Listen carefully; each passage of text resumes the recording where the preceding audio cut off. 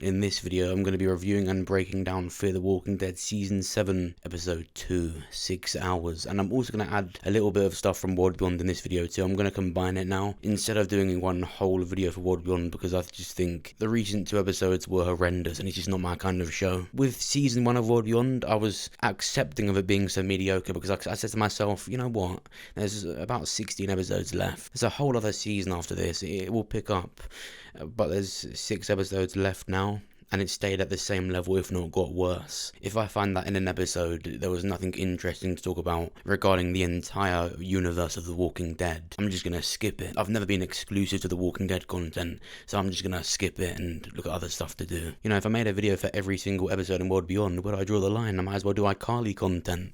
Hannah Montana Waverly Place, whatever it's called. There's gonna be a Gibby movie trilogy. With that being said, the thing that we're gonna talk about from World Beyond is a really cool Easter egg that was in that episode. Alright, let's get into Fear then.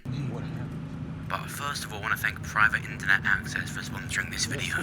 I know it may be annoying when I have to do sponsorships, but this one's different because I already used it a lot myself, so basically, but don't turn it off then, listen woman, this is why I don't like you, because you never listen. I'm disappointed in you, Morgan. I thought you were smart, I thought you'd listen to me. Private Internet Access. It's a must-have if you want to seamlessly stream any show you want when you want. I know what you're thinking, why would I need private internet access? Well, have you ever gone to watch a certain show or a certain video and it says not available in your country? For example, the Walking Dead webisode series, you might not even know anything about that because it's only available to watch in the US, which is weird. It's not like Rick is actually from the UK or anything. Private internet access is your new best friend. All you've got to do is get it out, put your location to the US, and that's it, you can watch it. Or maybe you're in Canada or Australia and you want to watch the Peaky Blinders or Breaking Bad. It's not on Netflix in those countries, so just to pull up PIA, switch your location to the US or UK and you can watch it. The entire series of The Walking Dead, including season 11, is on Disney Plus in the UK, so just switch your location to the UK and you can watch every single episode. Shows like Sons of Anarchy, Prison Break and The Office aren't on the US Netflix, so just switch to the UK one. If you watch your shows and movies on your phone, you can do the exact same thing on the app. It's available for all platforms: Windows, Mac, Android, Linux, iOS, and much more. And it works with all major streaming services. PIA want to give my viewers special prices and discounts. Just go to the link in the description or the pinned comment to support the channel and get PIA VPN for less than $3 a month and 2 extra months for free. That means only $2 a month and 83% off. See, you can watch anything you want now. Episode 2 starts off with Morgan being a good dad. After some unsuccessful food runs, Morgan says to Grace he's got to show her something. They go outside and he's made this Mad Max car. Really cool, and this was the heart of the episode. It's all based around this car. And Morgan essentially sees it like the key to a future he could have with Grace and baby Morgan. Even says to Grace in this episode, like he once had. Because of course he had Dwayne, his wife Jenny. He sees this as a second chance. It's weird how many similarities the game's Fear has now. Like I've said, you've got Strand acting like a Far Cry villain in a Fallout game in one of the first Dying Light bases. Morgan even puts baby Morgan in a Death Stranding-like pod to protect him from the radiation. That is weird, what the fuck? This episode focuses a lot on Grace and her grief and turmoil over losing her daughter. There were a few parts in this episode where I did start to like Grace a bit more, but again it was back to the feeling sorry for her. The fucking situations are because she's getting sad again. I don't do well ever having to be forced to like something or feel sorry for something. I don't feel sorry for Grace. The whole episode, all I could think about was Rachel. Morgan even mentions he's saving baby Mo for Isaac. It's his daughter. And he promised him that he would make the world a better place, but Isaac's wife, Rachel, they failed her. She was left out there and had to kill herself to help her baby. Yeah, but all supposed to feel sorry for Grace, who actually got angry at Morgan this episode, saying we should have killed herself. I wasn't the one that said to put the gun down. Morgan says, well, we heard Morgan crying through the radio, we had to go and save her. And she proceeds to say we should have just killed herself. It is sad that Grace lost her daughter, but she has the responsibility now and the morality of saving this little baby. And then at the end of the episode as well, she even stops the baby from going to Strand's tower. She knows they're all stocked up with food and supplies, yet still she has this selfishness about it. She's like, no, the baby's ours, I want the baby now. Earlier on in the car ride, Grace mentioned to Morgan something's going to happen when they get to where they get to. Morgan was confused, but when they crash, we find out that it was Grace wanting to kill herself. She takes off her mask and walks out into the radiation. Morgan stops her. It was a really good scene, and I actually did like Grace for doing doing this not because she was going to die, but she stopped moaning, and although you could see it as being selfish because Morgan cares about her, she couldn't kill herself, there was a sacrificial part of it that you can respect. She was doing it to spare Morgan and baby Morgan time. If ever I was going to be sad that Grace dies, it would be Morgan's reaction to it. It was really, really sad, hearing him almost plead with her. Put the mask back on, please. Put it on. But this just heartwarming moment was interrupted by basically crackhead Sherry and Dwight. It's Emma. And she's not your baby. She's ours. Let's just say if The Walking Dead was set in Breaking Bad universe, these fuckers had their head all the way in Walter's special stuff. They're a husband and wife named Fred and Bee. They have some kind of obsession with baby Morgan. They're saying it's their baby, but we find out at the end of the episode that their baby died, and they keep this baby in one of their little bags. Baby in a bag. It's like a fucked up board game. And they've been affected by the radiation in other ways. This woman takes her mask off and we see she looks like a ghoul out of Fallout. Most of her nose is gone. Her skin is all burnt. When Morgan finds this out in a scene where the baby had to be quiet, Fred and baby Morgan were all alone, and he tries to shut her up. He looks like he's about to suffocate her, so we get an answer as to how this baby actually died. They likely went mad before. It's interesting because the one that looks like a fucking skeleton isn't really the mad one. It's when they're all in the garage trying to fix the car up, Fred and Bee reveal where they were trying to head to.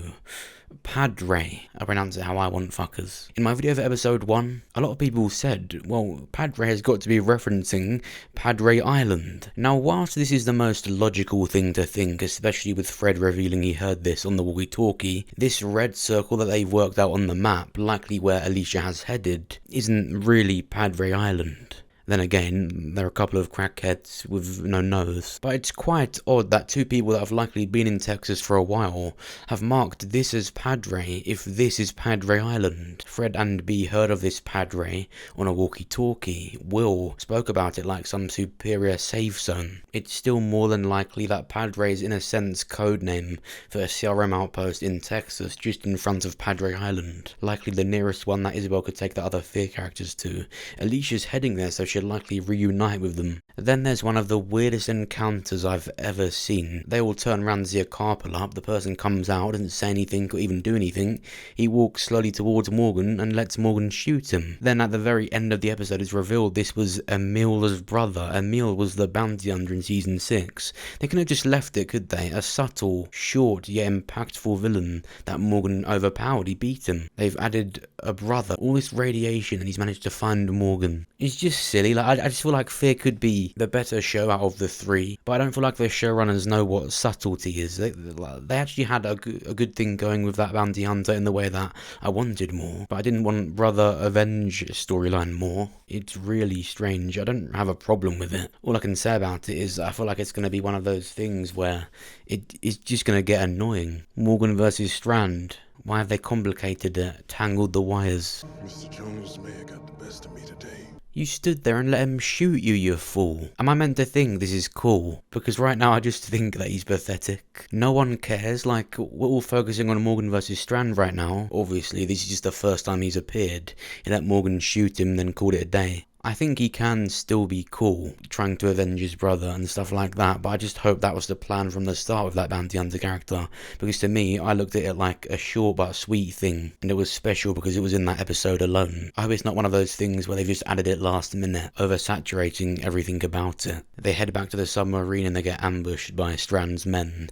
Howard comes out. He's pretty much Strand's side man. Of course, Strand has told Howard and his people of Morgan Jones and the group that he was with. They offer to take Grace back to the tower, but she says she wants to stay with Morgan because Morgan isn't allowed to go. He's essentially Strand's worst nightmare because obviously Strand wants to lead his way. He just wants to be a leader. Morgan and even Alicia would threaten that. Then Grace finds that there's food and supplies in the floor.